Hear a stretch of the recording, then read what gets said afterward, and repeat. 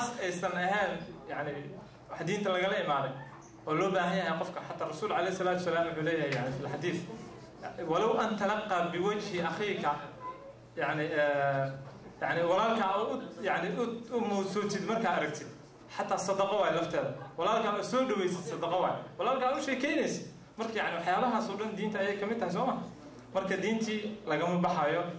علومنا that very serious معها as a matter of fact they are supposed to be spearheading a lot of the developments runtii wayna ku jiraan marka the reason why I like in diinta kusoo laabto diinta waxay kugu caawinaysaa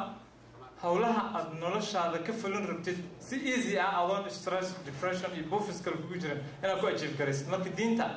diinta it is the reason why we live waa in la ogaado ahmiyadda ay leedahay dadka ma jecel runtii in la wacdiyo wax loo sheego ani sheekh maahi laakiin ma jecel in la wacdiyo wax loo sheego laakiin reality waxa waay axyar dhiba markuu ku soo gaarina masaajid ku carreyst war sheekh quraan iyo akhriyo ma laga soo gaaro ma aqaan diintu waa very important yani saas ay muhiim u tahay markastana diinta inay noqoto yani while you are doing it you have to enjoy it. It has to bring peace and happiness to your life. Marka inshallah we are also going towards that direction where the religion can also be mentioned يعني as a fan loo samayn karo adoo macnaha happy ku ayna samayn kartid. It takes a lot of practice, it takes a lot of patience, and it is the most يعني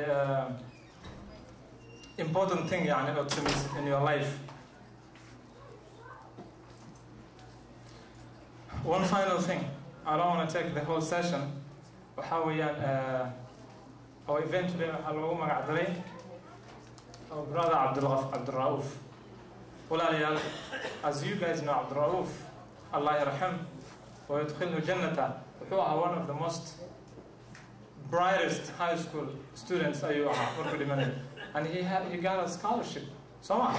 to some prestigious university somewhere in Virginia وهو هانين هوديس أي هركز جالسين and before he accomplished it what happened ود أنت سما أنا واحد سووا كده أنا والد توقتين سؤال شو قري لكن وقت يصير أجاد مالي يعني أديك أنت أو الدنيا يوحك على برونيسي وحيد على الدين تأديك أنا والو ملك الموت أدوك سي برسنويا مركب ماشي لو قبصنا منطقة يعني فجأة سكري أيوكو قمنايا الله نوح إليه كل نفس ذائقة الموت نفكس توي لمن يسعى